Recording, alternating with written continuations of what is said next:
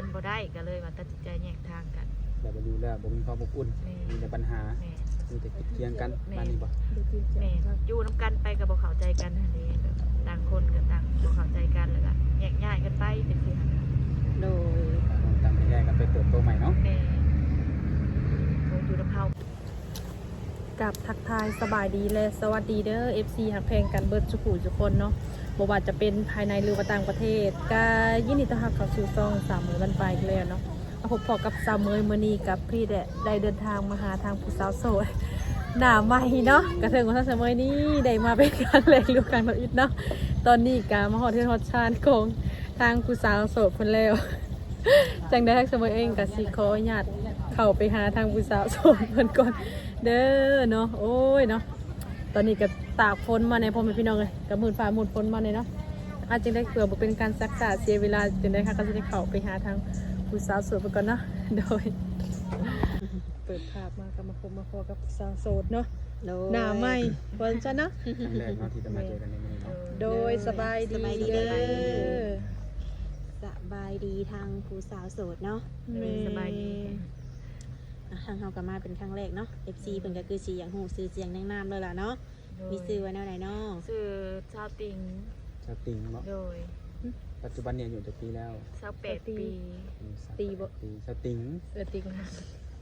อายุ28ปีเนาะก่อนที่เข้าสู่การเปิดใจอยากถามนิดนึงที่ผ่านมาเคยสร้างครอบครัวมาก่อนเคยสร้างครอบครัวแล้วเคยสร้างครอบครัวมาแล้วก็เป็นแม่ห้างมีลูก3แล้วลูก3แล้วบ่โดยลูก3ลูก3ก็ยังงามปานนี้เนาะ3คนแล้วโอ้ลูก3ก็ยังงามเลยทุกคนเด้อโดยมันน่าเชื่อนะลูกใหญ่เบิดแล้วบ่ลูกกก9ปีผู้ที่2 7แล้วก็ผู้ที่3มา2ปีกว่าๆจะเข้า3ปีแล้วเด้ผู้หญิงผู้ชายลูกผู้หญิง2ผู้ชาย1โอ้ชายเนาะพอดีเลยเนาะแต่ก่อนสิมาเปิดใจนี่นี่เป็นโสดมาโดนปานใดแล้วโดนเติบแล้วประมาณแต่ลูกผู้ที่2นี่ปีกว่าๆพุ่นแหละอันนี้ก็2ปีปลายแล้วเด้โดยโสดมาก็โดนเติบเนาะที่ให้เป็นแม่ห้างบ่ว่าต้องเลิกลากันนี่เป็นเพราะหยังมันบ่เข้าใจกันนี่แหละครอบครัวบ่เข้าใจกันแล้วก็อีกอย่างก็เฮาก็ลำบากแน่หั่นนะ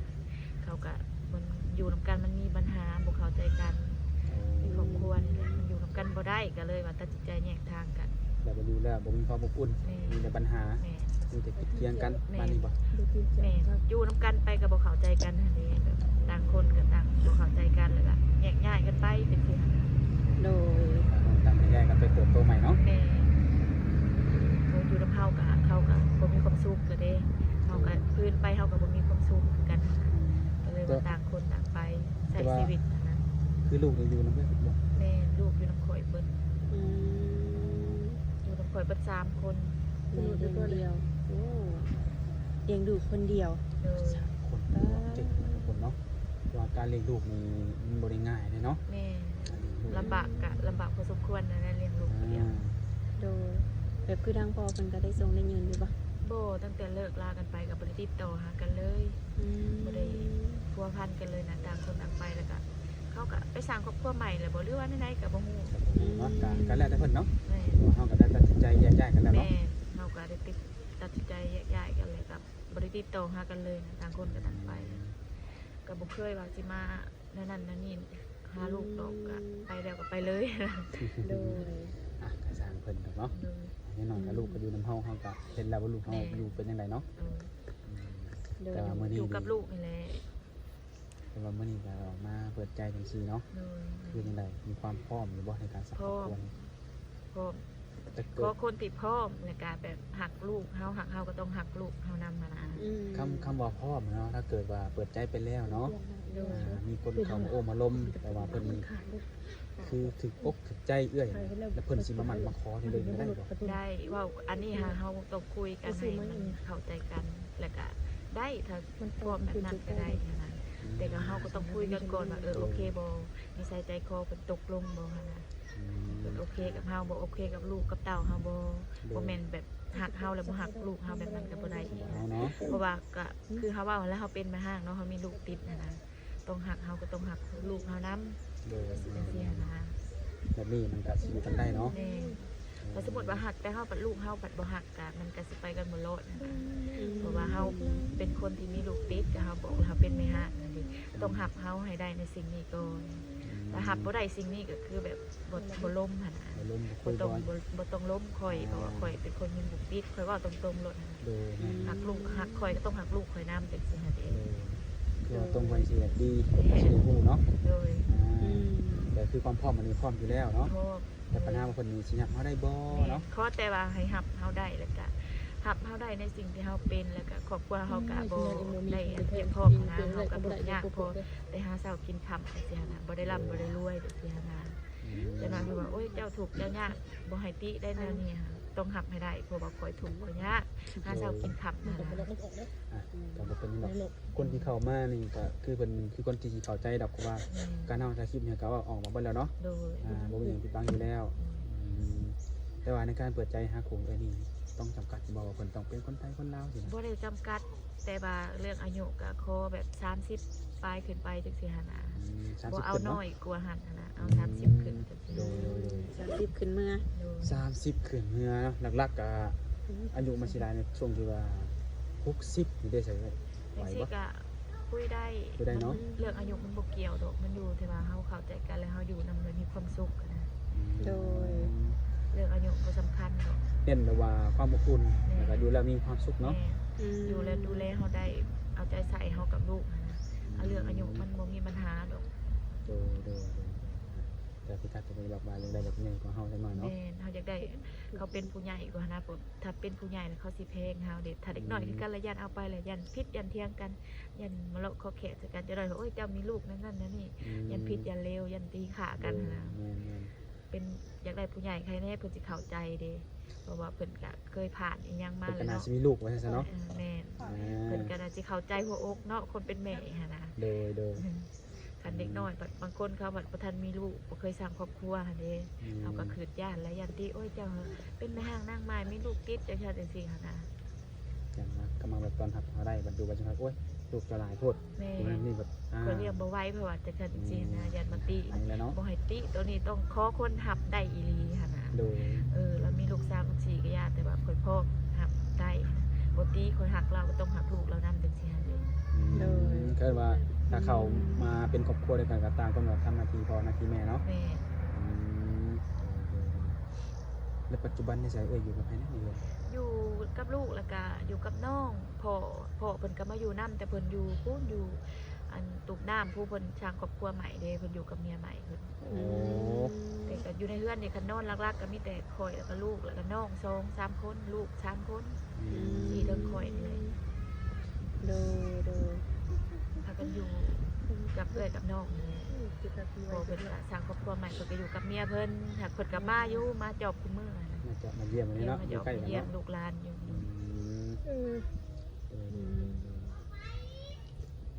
ก็แต่ละปีแต่ได้ให้เฮ็ดนาอยู่บ่ เฮ็ดปีนี้ก็เฮ็ดคือกันเฮ็ดทุกปี เขาคุมกินบ่เขา ข้าวกับปีนี้หาจักสิแนวใดแหละปีนี้ลูกข้าวแห้งปีนี้ปีแต่เก่าเคยได้100ปีนี้ได้แต่65เปาข้าวลูกแห้งลูกเป็นครึ่งนะ ถือว่ารูปลายเนาะ แม่ข้าวมันถึกภาคเด้น้ำก็เฮ็ดฝนตกช่วงฝนตกอันฤดูอันนี้พวกข้าวมันกำลังโถกอันนี้ เป็นเสียเลยตามมันหลังเนาะ โดย โดย ก็เลยว่าพากันลูกข้าวปีนี้ไผก็ลูกปีนี้ โดย จากเคยข้าว100ก็ได้65จักสิเป็นอะไรแหละปีนี้ปีแต่เก่าหันข้าวน้ำนี่ก็พอได้กินอยู่หักปีนี้หายันบ่พอบ่คุ้มกินอยู่ปีนี้ รูปลายเนาะ ลูกสาวเจ้าว่านี่ แม่ ผู้น้อย ผู้น้อย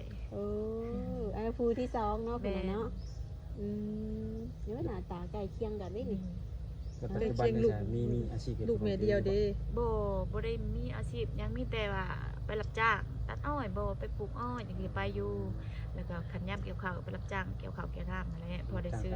กระต้มกระนมให้ลูก คือว่าแล้วคันอยากไปคุณไปพี่ก็ย่างลูกเนาะ แม่ ลูกยังบ่ทัน เฮา ใหญ่ ก็มีภาระเด้ สบายดีกล้องบ่ มาสบายดีกล้องไว้ไว้มาไหม สวัสดีป้าดุง ทำไหม ไว้ จะปีก่อนผู้น้อย 2 ปีปลาย2 ปี8 เดือน อยากให้เบิ่งนี่คือ สบายดีได้ไหมลูก สบายดีดู สบายดีทุกคนสบายดี เป็นบ่ เอาจุกมือไหวได้ไหมลูก เรางงแล้วว่ะ อันคือนี่คือผู้น้อยแมันบ่ แม่ นั่นน่ะคือผู้ที่สองแมัน โด บ่ ยแม่ไอ้ โอ้อันนี้คือลูกสาวคนสองคนใช่ไหม ลูกสาวหล่าแล้วเนี่ยสบายดีดูเห็นสบายดีก็จะกินขนมไหม อันนี้ปลาลงดู สบายดี สาว ไหม 2 คน สบายดีสบายดีดูนางเห็นสบายดีดูสบายดี ให้บ่เอ้ยพาเห็นเห็นบ่เอ้ย แบบยังบ่ลึงถ้าลึงโอ้ยดื้อบ่ได้หายเว้าอันนี้ฮะ แบบบ่เคยเห็นถ้าเด็กอ่ะ แม่ คันว่า เนาะ ผู้ใดอยากได้ลูกแล้วดอกอยากได้ลูกลายใช่นะมีแล้วมีเรียบร้อยแล้ว ขาด ก็ แต่ มา คน เลี้ยง เลี้ยง เลย เนาะ แม่มีแต่ขาก็มาเลี้ยงเท่านั้นเด้อ ถ้าว่ามีสามีใหม่เพิ่นอยากมีลูกเลยจ้ะสามารถเอาให้เพิ่นได้อีกบ่ เฮาก็ต้องเบิ่งก่อนหั้นนะว่ามันเป็นแบบเป็นตาแบบอันนั้นเฮาก็เอาให้ได้หั้นนะ ว่ามันโอเค คัน บ่ คันเจ้าง่ายๆคือเบิ่งว่าผู้ชายเนาะหรือว่า แม่ สามี น เฮา เพิ่ นี่ น เนาะ โอเคบ่เพิ่นแนวใดนิสัยใจคอหั่นน่ะ แม่ ต้องเบิ่งซะก่อนอันนี้หั่น เรื่องลูก เลื เรื่ อ อก ง ลู ลาก เอา ดอกเนาะ บ่มีปัญหาดอกก็ได้อยากได้หั่น แม่น แม่นๆๆเฮาต้องเบิ่งกันก่อน เด้อ จริงแต่เฮาถามเพื่อไว้เพื่อว่าเพิ่นจะฮู้เนาะ แม่ แต่ก็มีให้ได้อยู่แต่ก็เบิ่งความเป็นจริงอีกว่าสามีเฮานี่ เฮาสิสามารถเลี้ยงได้บ่บ่แม่นแบบสมมุติเฮาเอามาแล้วเฮายังเป็นคือเก่าเด้เฮาต้องมาเลี้ยงลูกผู้เดียวจังซี่หั่นเด้บ่ไหวนะมันก็หลายคนแล้ว ก็เคยมีบทเรียนนี่เนาะ แม่ ก็บ่อยากมีเจ็บซ้ำคือเก่า โดย ว่าเห็นจ้ะ ความเลยเนาะอืมแล้วบ่มักผู้ชายไว้บ่ซะ ก็พวกแบบกินเหล้ากินยาบ่จังซี่หาแบบนี้บ่อยากอันนั้นปานใดหันนะ โดย บ่มักอยู่แล้วนะ โอ้ กินเหล้ากินเบียร์ติดเหล้าติดเบียร์บ่ติดลิ้นจังซี่หาบ่โอเค ติดข่อยจ่ายสดเลยเบียร์นี่บ่ติดแต่ข่อยจ่ายสด ถ้าว่าเป็นผู้ชายแบบนี้นี่บ่ปานใดเนาะ เนาะแม่น โอ้ อันนี้เขาบ่มักเขาก็บ่อยากเอาเลยเนาะ แม่น อืมโดย ย่านเลยเนาะสมมุติว่ากินเหล้าเมามาบัดมาลงไม้ลงมือกับเฮาหั่นเด้เฮาก็บ่อยาก ที่ผ่านมาเคยเห็นเคยเป็นบ่จัง บ่ ว่าญา บ่ ติ เคยดอกกะบ่เคยแต่ว่าก็เฮาก็เว้าเผื่อไว้นี่แหละ เออ บ่เคยแต่ที่ผ่านมาเลิกลากันไปก็เลิกลากันไปแบบเข้าความจะเข้าใจกันหั่นน่ะบ่เคยมีตกมีตีกันดอก เพิ่นยังกินนมอยู่บ่นี่ กินนมกล่องกินนมเป็นพวกนมในกระซุมกระซอยอย่างนี้เลยนมพุ่นน่ะบ่ได้ให้กินแล้ว โดย ยาแต่2 ปีไปเลย เออ ได้เอาว่าปลาใหม่ เอาวะลูก ยังได้อยู่บ่ เอาว่าพอใหม่เอาบ่ ตอบกันเลยอยากกินขนม บ่เป็นเนาะ โอ้ยดื้อบ่ได้ให้เว้าได้ทนแต่ เนาะ บ่ เบิ่ง ดื้ ท อ รงสิเว้ากูสิเว้าอันปากเกี่ยงซำเนาะ อืม เออโหเพิ่น อยากกินขนม โดย ไปกินน้ำไอไป คือเอื้อยเนาะอาจจะแม่นว่าเป็นสามแม่ลูกสามเนาะแต่เอื้อยเป็นยังงามเนาะแต่ว่า โดย ผู้ชายนี่นะเพิ่นอาจจะบ่หล่อแบบนี้หันนะอายุหลายแต่ว่าบ่หล่อสินี่นะ เรื่องโลหรือบ่โลมันควรบ่ได้ว่าติว่าบ่โลในโคตรแต่ว่าจิตใจดีก็พอเรื่องหน้าตาบ่สำคัญเนาะ ถึงหน้าตาเฮาสิมีแบบบอนตนิบันยังก็ได้เหมือน มันบ่เป็นหยังมันบ่ได้เกี่ยวกับหน้าตาดอกมันเกี่ยวกับจิตใจเป็นหลายกว่า เพราะว่าเห็น ถ้าหน้าตาดีก็ถ้านิสัยบ่ดีมันก็บ่โอเคคือกันแหละ เน้นความ เล่น เนาะ ความสุขดีกว่าเนาะ แม่นเน้น ความสุขความอบอุ่นดีกว่า แม่นหน้าตาดีอยู่นำบ่มีความสุขก็คือเก่านั่นแหละ เลิกกิจการ โดย หน้าตาบ่ดีแต่จิตใจดีก็อย่าดอกบ่เป็นหยังบ่ได้ติบ่ได้หิดอก วางโฆษณา เฮาสิถามผู้ไว้เพราะว่าส่วนหลายบางคนนี่ทักเข้ามาส่วนหลายนี่อ้ายนี่ ฮะ บ่กินเหล้าบ่สูบยาบ่นี่วันแต่ว่าเชียร์ที่ว่าหน้าตาบ่หล่อบ่ดีปานเนี้ยเจ้าจะเสียได้กว่านี้ บ่เป็นหยัง เป็นหยังเนาะคุยได้ คุยกันได้ก็เอิ้นว่าวัดที่นิสัยเนาะ โดยแม่น วัดที่นิสัยเวลาการกระทำเนาะเวลาเฮาลงกันสู้ดอกเนาะว่าเป็นแนวใด แม่นบ่เน้นน้ำหน้าตาดอกเรื่องหน้าตามันบ่ได้สำคัญดอกหน้าตาดีจิตใจบ่ดีก็คือเก่านั่นแหละอยู่ไปก็บ่มีความสุข ดีแต่หน้าตาดีก็ ดีแต่ แม่ หน้า เบิ่ง ตา หน้าตาหล่อมีอยู่แต่ว่าจิตใจโอ้อยู่นำกันแล้วก็มีแต่ความทุกข์เนาะ โดย การบ่ได้ถ้าเกิดในกรณีแบบว่าเพิ่นเห็นในคลิปนี้นะเพิ่นอยากมาหาบ่มาเยี่ยมมาย่างให้เพิ่นมาได้บ่ มาได้มาได้ ก็ดีคือกันเนาะ เออ เพิ่นมาเบิ่งว่านี่ความจริงเนาะหรือว่าปัจจุบันเนี่ยเฮาอยู่แบบนี้เนาะ โดย ตามภาษาในลูกเฮาอ้ายโอเคบ่ถ้าว่าโอเคหรือว่าถ้าเกิดก็โอเคอ้ายก็ลงมาต่อสายกันต่อเนาะ โดยมาได้บ่เป็นหยัง